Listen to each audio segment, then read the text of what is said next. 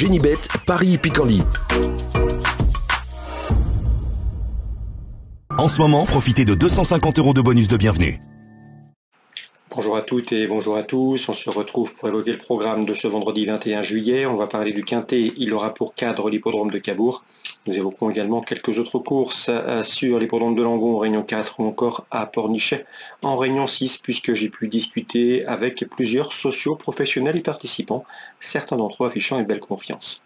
Je vous invite par ailleurs à liker ce programme et à le partager, et ce via nos différents réseaux sociaux Facebook ou encore Twitter. Le Quintet Plus Top 5 Génibet de ce vendredi 21 juillet, il s'agira du Grand Prix de la ville de Cabourg. Ma préférée sera le numéro 16 Happy Valley. C'est une jument que vous connaissez, une jument de classe. Elle fait partie des meilleures de sa promotion. N'oubliez pas qu'elle a pris la deuxième place du prix Ténor de Beaune, derrière Orsi Dream cet hiver à Vincennes, une épreuve de groupe 1.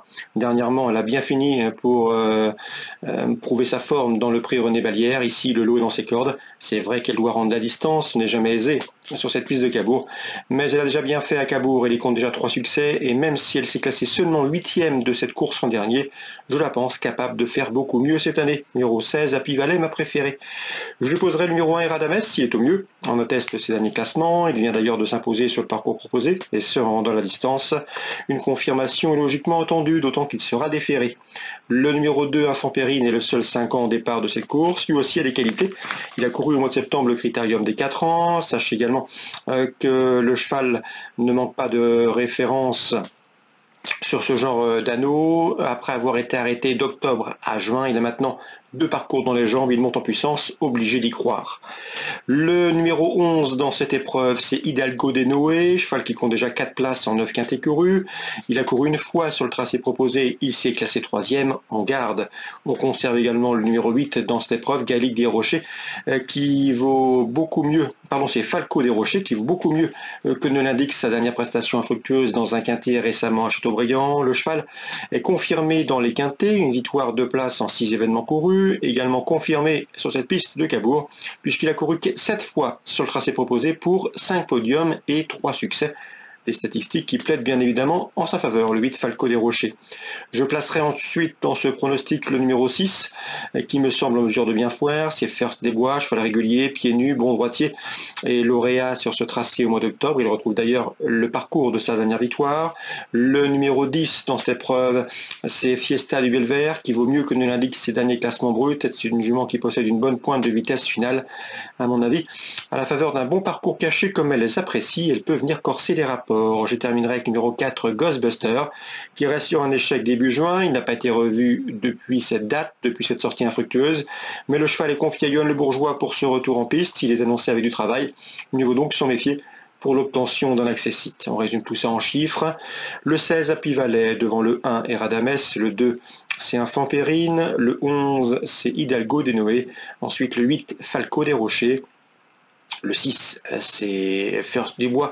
Le 10, dans cette épreuve, c'est Fiesta du Belvert. Et le numéro 4, Ghostbuster. En cas de partant, on se méfiera du numéro 15, Equinox GL. On se retrouve maintenant pour les coups de cœur. En ce moment, profitez de 250 € de bonus de bienvenue. Voici désormais mes informations et conseils de jeu pour ce vendredi 21 juillet. Petit mot tout d'abord sur Cabourg. Dans la 4e, j'aime beaucoup le 603 Artefax qui reste sur des sorties infructueuses, mais s'il convient de le reprendre à mon avis. Ce cheval ici fait face à un engagement très intéressant. Il sera pieds nus pour l'occasion. Il a un bon numéro derrière l'autostart.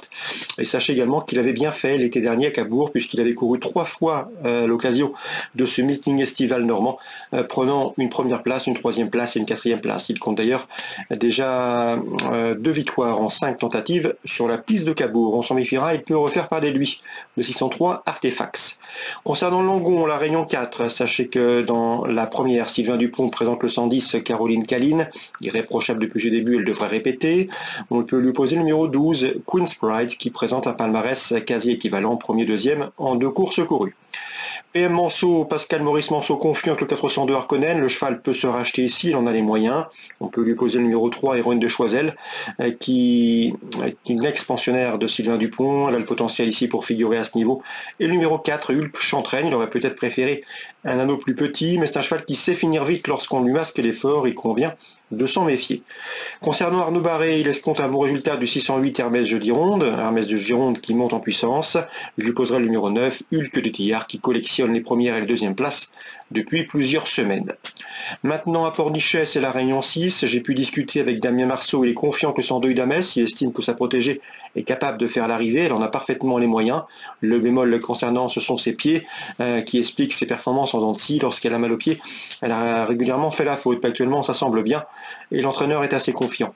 Concernant cette première toujours, j'ai pu discuter avec Alexandre Chevrier qui présente le 106 Island Cash, il est très confiant, il ne serait pas surpris de la voir lutter pour les premières places.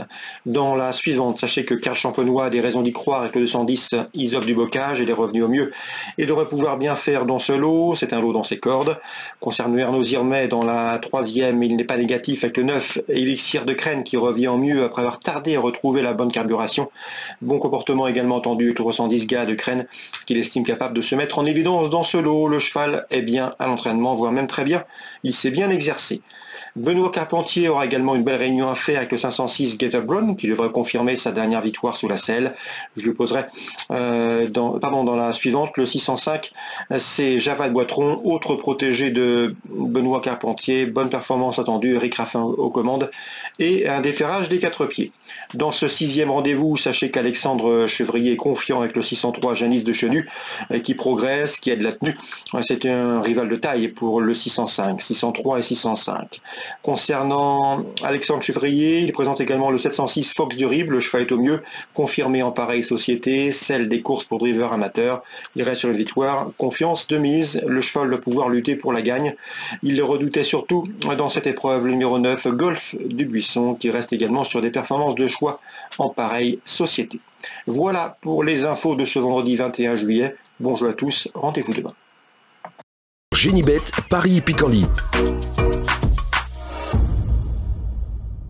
En ce moment, profitez de 250 € de bonus de bienvenue.